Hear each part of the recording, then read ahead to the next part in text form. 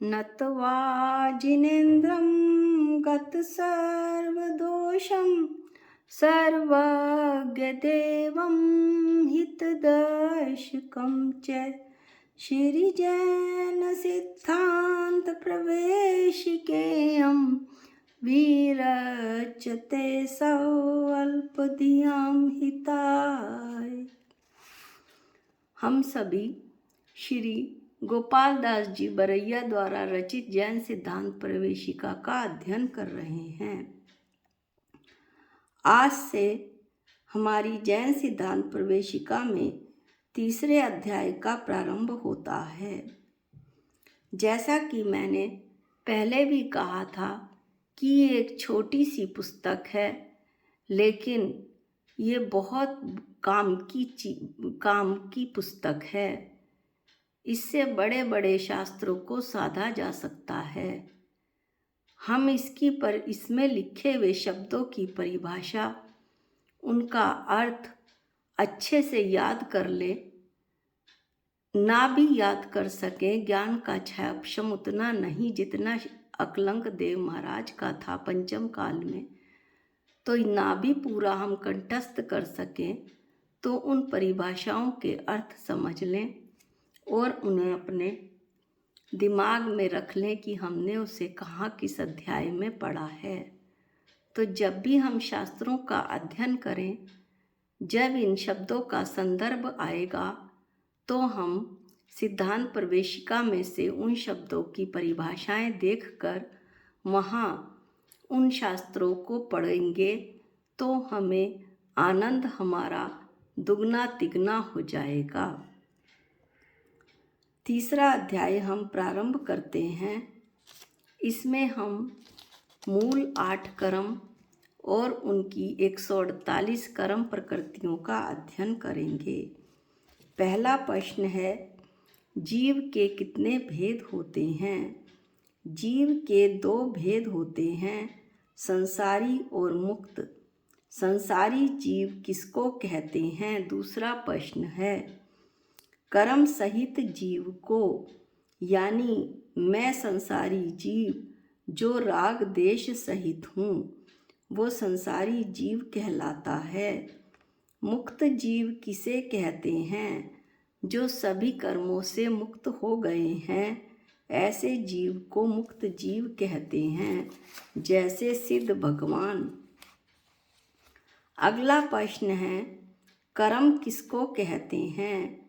जीव के जो राग देश आदि परिणाम होते हैं, उनके निमित्त से कारमाण वर्गणा रूप जो पुद्गल स्कंद पूरे लोकालोक में ठसाठस भरी हुई हैं, वे जीव के साथ बंध को प्राप्त हो जाती हैं, उनको कर्म कहते हैं। अब इसमें जो शब्द बंध आया है, उसका हम थोड़ा विस्तार से चर्चा करेंगे। बंध किसे कहते हैं? कषाय सहित होने से जीव जो कर्म के योग्य पुद्गलों को ग्रहण करता है, वह बंध है।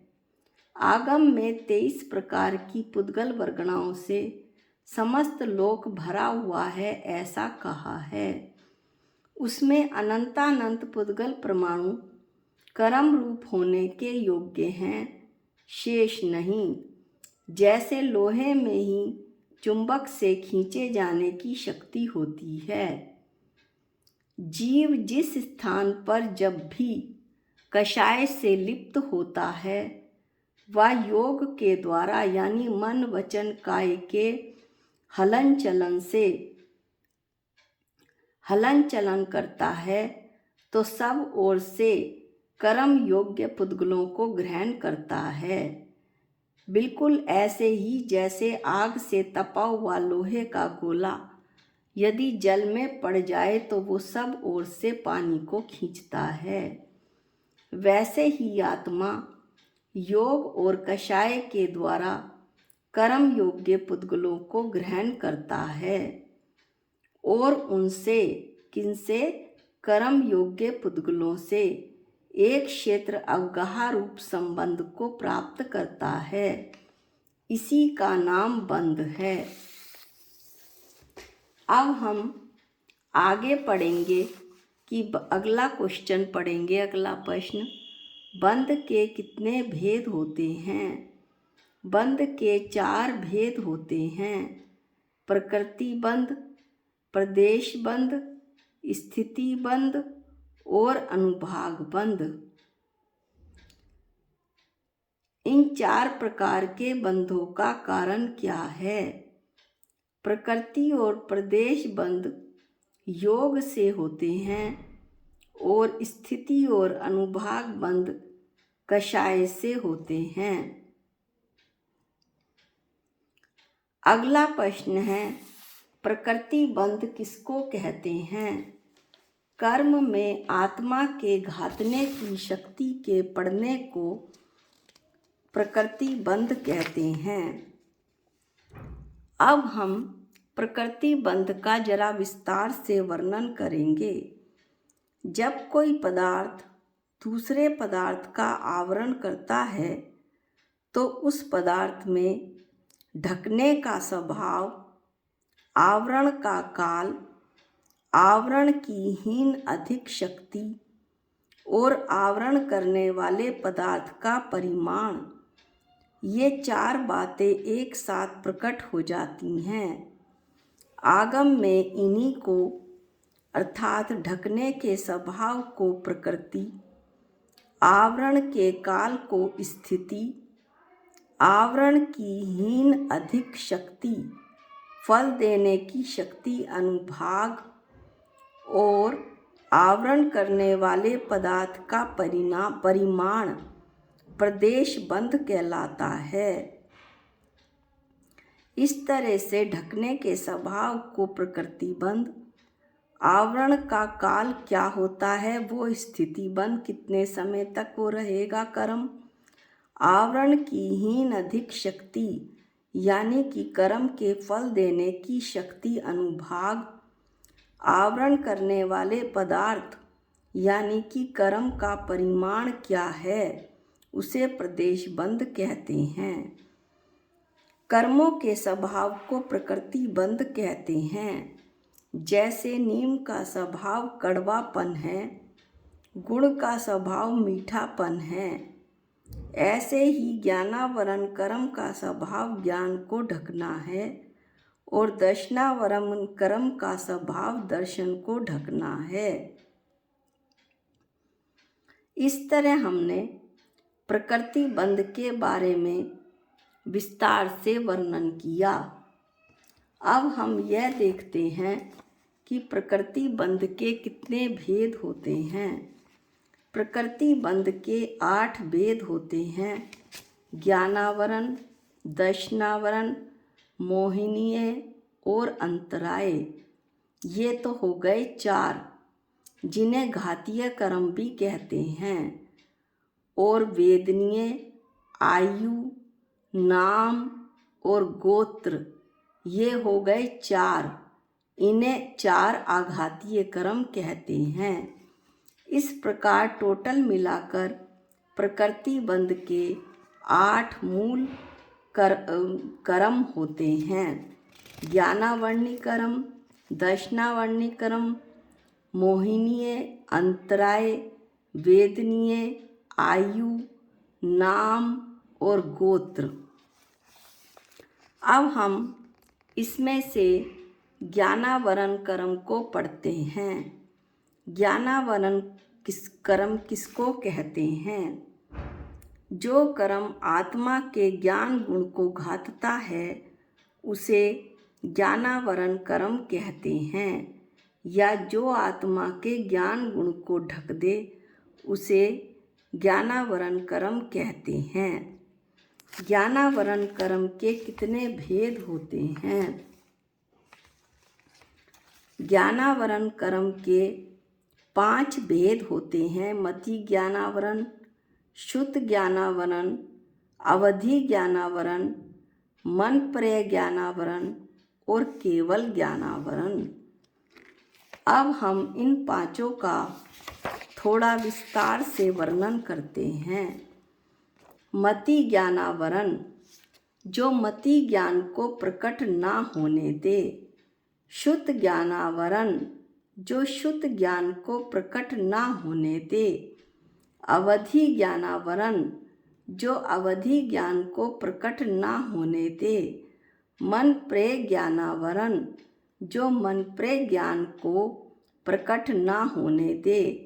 केवल ज्ञानावरण, जो केवल ज्ञान को प्रकट ना होने दे। इस तरह से हमने विस्तार से और संक्षेप से भी ज्ञानावरण कर्म के भेदों का अध्ययन किया। अब जो दूसरा घातीय कर्म है वो है दर्शनावरण। दर्शनावरण कर्म किसे कहते हैं? जो आत्मा के दर्शन गुण को घाते उसे दर्शनावरण कर्म कहते हैं। अर्थात दूसरे शब्दों में जो आत्मा के दर्शन गुण को ढक दे उसे दर्शनावरण कर्म कहते हैं। दर्शनावरण कर्म के कितने भेद होते हैं? दर्शनावरण कर्म के 9 भेद होते हैं। चक्षु दर्शनावरण, आचक्षु दर्शनावरण, अवधि दर्शनावरण, केवल दर्शनावरण, निद्रा, निद्रा निद्रा, परचला, परचला परचला, स्त्यान गृद्धि।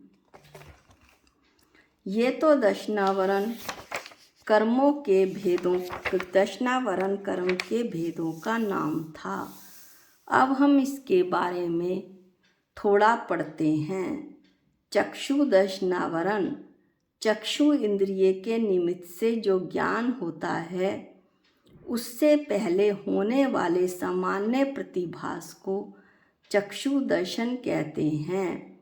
सामान्य प्रतिभास यानी झलकन, केवल झलकन सी महसूस होती है, उसमें यह नहीं पता चलता कि ये क्या चीज़ है। ऐसी झलकन को चक्षु दर्शन कहते हैं। और उसे जो प्रकट ना होने दे उसे चक्षु दर्शनावरण कहते हैं। आचक्षु दर्शनावरण नेत्र को छोड़कर यानी चक्षु इंद्रिय को छोड़कर बाकी इंद्रिय और मन के निमित्त से होने वाले ज्ञान से पहले जो सामान्य प्रतिभास होता है, सामान्य झलकन होती है, वह आचक्षु दर्शन कहलाती है। और जो आचक्षु दर्शन को प्रकट ना होने दे उसे आचक्षु दर्शनावरण कहते हैं। तीसरा है अवधि दर्शनावरण। अवधि ज्ञान से पहले होने वाले सामान्य प्रतिभास को, सामान्य झलकन को अवधि दर्शन कहते हैं। अर्थात जो अवधि दर्शन पर आवरण कर दे उसे अवधि दर्शनावरण कहते हैं। इसका संधि विच्छेद करने पर भी दर्शन प्लस आवरण ही आता है, जो दर्शन पर आवरण कर दे। केवल दर्शनावरण केवल ज्ञान के साथ होने वाले साथ साथ, केवल दर्शनावरण केवल ज्ञान के साथ साथ होता है। केवल ज्ञान के साथ साथ होने वाले सामान्य प्रतिभास को, सामान्य झलकन को केवल दर्शन कहते हैं। और जो केवल दर्शन को प्रकट ना होने दे उसे केवल दर्शनावरण कहते हैं। अगला 5वां है निद्रा। मद, खेद और थकान दूर करने के लिए सोना निद्रा दर्शनावरण है। इसके बाद अगला है निद्रा निद्रा। गहरी नींद को, जिसमें जीव का आँख खोलना भी अशक्य यानी जीव अपनी आँखों को भी नहीं खोल पाता, उसे निद्रा निद्रा कहते हैं। अगला है परचला। जिस कर्म के उदय से प्राणी कुछ जागता है और कुछ सोता है उसे परचला कहते हैं। इसके बाद है परचला परचला। जिस कर्म के उदय से सोते समय मुख से लार बहती है, कुछ आंगों पांग भी चलते हैं, सुई आदि चुभाने पर भी चेतना नहीं आती, उसे परचला परचला कहते हैं। अगला 9वां भेद है स्त्यान गृद्धि। जिसके उदय से नींद में ही अपनी शक्ति से बाहर कोई काम कर डाले और जागने पर यह मालूम हो कि मैंने तो यह किया ही नहीं, उसे स्त्यान गृद्धि कहते हैं। वैसे तो दशनावर्ण कर्म के 4 ही भेद हैं, किंतु यहाँ दशनावर्ण को 9 प्रकार से बतलाया है। इसका कारण यह है कि संसारी जीव के पहले दशनोपयोग होता है और फिर ज्ञानोपयोग होता है।